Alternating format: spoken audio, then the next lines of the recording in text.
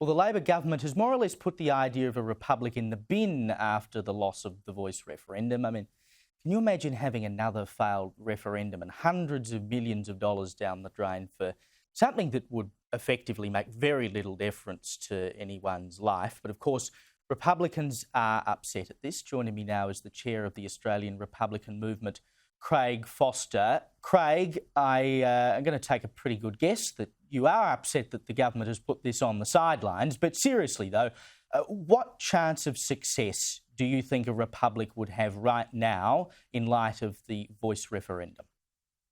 Yeah, thanks, Caleb. Great to join you. Happy New Year. And firstly, I'm just delighted to be talking about it so early in the year. Of course, as Aussies know, we've got Charles coming out later in the year, around October. So, we've got 10 months to talk about it, and we're really pleased that we got underway so quickly and that Australians are having an opportunity to consider it.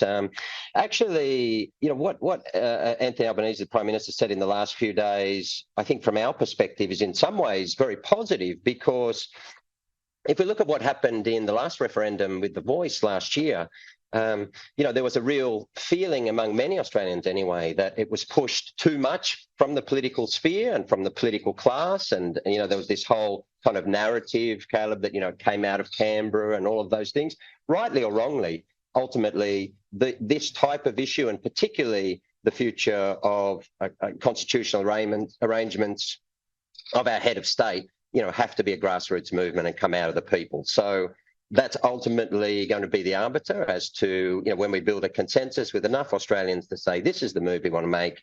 And we think that conversation will really get underway this year in light of the visit of Australia's King.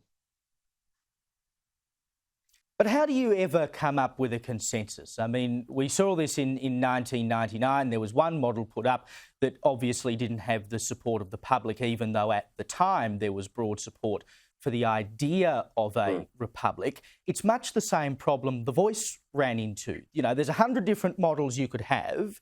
No one's entirely happy with any of them. How do you ever actually make that work? Well, what we want to do this year is get around Australia and talk to as many people as possible. So, again, we haven't had this conversation, certainly not over the last probably 18 months or so, when I've been involved as the co-chair along with Nova Peris.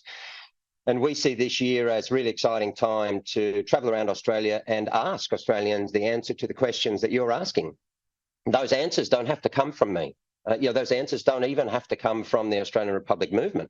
Whilst we feel really passionately and very strongly about the fact that we believe we should have our own head of state to bring our own national values and identity to life, ultimately it's a matter for every Australian around the country. So I can answer that question probably closer to when the King gets here in October.